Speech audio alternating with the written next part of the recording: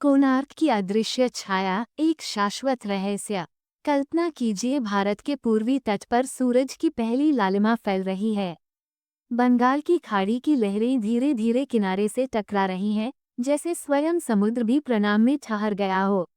उस गुलाबी प्रकाश में एक विशाल पत्थर का रथ प्रकट होता है, आधे पहिए रेत में दफन, लेकिन फिर भी अनंत गति में। ये है कोणार्क का सूर्य मंदिर, 13वीं सदी का वास्तुशिल्प, पौराणिकता और खगोलीय विज्ञान का समवेत राग। प्रिय श्रोताओं, आइए कोणार्क की ओर एक यात्रा पर चलें, जहां समय, प्रकाश और किंवदंतियां एक दूसरे में गुंथी हुई हैं, जहां यहाँ तक कि एक छाया भी जानती है कि कब अदृश्य होना है।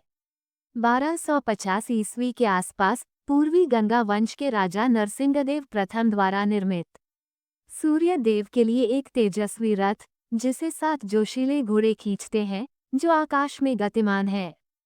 24 सुंदर रूप से नक्काशीदार पहिए, जिनमें से प्रत्येक एक सूर्य घड़ी का कार्य करता है। हाँ, आप उनके स्पोक से समय देख सकते हैं। लेकिन एक रहस्य ऐसा है, जिसकी फुसफुसाहट श्रद्धालुओं और विद्वानों की आंखों में आश्चर्य भर देती है। दोपहर के समय यह मंदिर कोई छाया नहीं डालता। इतना विशाल पत्थर का रथ अपनी ही परछाई को कैसे मिटा देता है?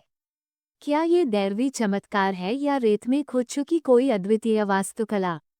प्राचीन भारत में छायाएं केवल प्रकाश का अभाव नहीं थीं, वे गहरे अर्थ रखती थीं। एक अच्छे राजा के शासन को कहा जाता था लंबी, रक्षक छाया डालना, जबकि एक अत्याचारी के कर्मों को धरा पर अंधकार फैलाना माना जाता था।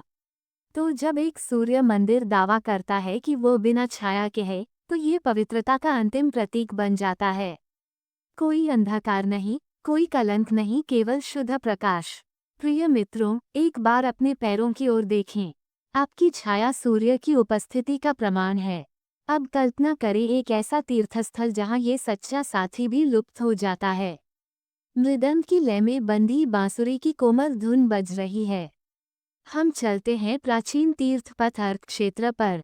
लाल लेटेराइट पत्थर हमारे पैरों तले अंगारे से चमकते हैं। हवा में चंपा के फूल और समुद्री नमक की खुशबू घुली है। बच्चे गिल्ली डंडा खेलते दौड़ रहे हैं। वृद्ध जन साइड के छोटे मंदिरों में गेंदे की माला चढ़ा रहे हैं। दुकानदार छोटी छोटी मिट्टी की चूल्हियों पर मूंगफली भून रहे हैं। फिर अचानक ताड़ के वृक्षों के बीच से वह दृश्य उभरता है, एक विशाल, नक्काशीदार सूर्यार्थ मानो समय में थमा हुआ। पर जो बात सच में स्तब्ध कर देती है, वो है जो हम नहीं देखते। दोपहर के तपते सूर्य में भी मंदिर की नींव पर कोई छाया नहीं। विद्वान इस रहस्य के 3 संभावित उत्तर बताते हैं, जो स्वयं में किंवदंती जैसे हैं। कोणार्क 19.9 डिग्री उत्तरी अक्षांश पर स्थित है। साल में 2 बार, अप्रैल अंत और अगस्त मध्य में, सूर्य ठीक सिर के ऊपर होता है।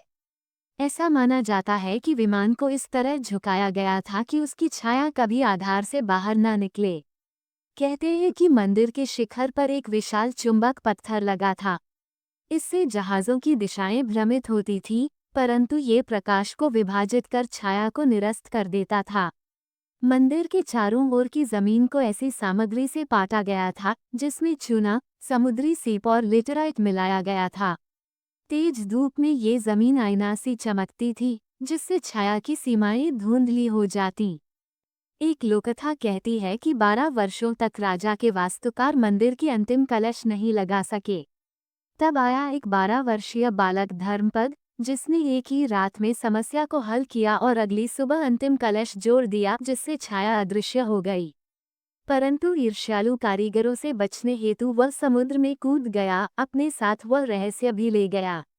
एक अन्य कथा कहती है कि सांब, श्री कृष्ण के पुत्र, ऋषि नारद का अपमान करने पर क्रोध से ग्रस्त हुए। उन्होंने सूर्य की 12 वर्षों तक पूजा की। सूर्य ने उन्हें चंगा किया और कहा, ऐसा मंदिर बनाओ जिसकी छाया भी पृथ्वी को न छू सके। इस प्रकार अछाया मंदिर बना, घमंड से मिले सबक और मोक्ष की एक अमिट गाथा।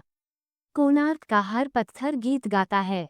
यहाँ अप्सराएं नृत्य करती हैं, उनकी पायलें जैसे मौन में भी झनकती हैं।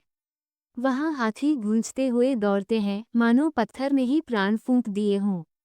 निचली पट्टियाँ, दैनिक जीवन, संगीतकार, नट, किसान और हाँ, फल चुराते शरारती बंदर। मध्य पटचियां, महाकाव्य दृश्य, महाभारत की युद्धभूमि, रामायण की यात्रा और तांत्रिक देवी देवताओं का दिव्य आलिंगन। ऊपरी शिल्प, खगोलीय चिन्ह, कमल की आकृतियां और नृत्य करती सूर्य प्रतिमाएं, जो सबसे पहले सूरज की किरणें ग्रहण करती हैं और सबसे अंत में छोड़ती हैं।